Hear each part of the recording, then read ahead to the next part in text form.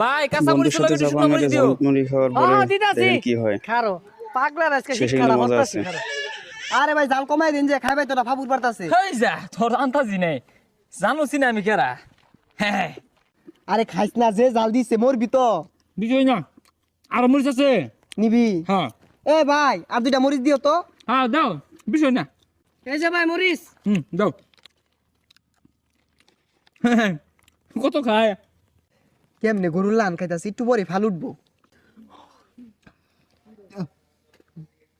ঝালে ধরছে।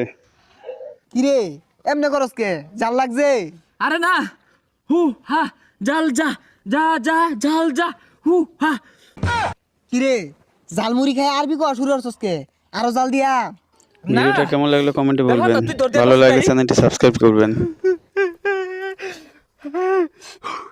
না কিচ্ছু হয়েছে না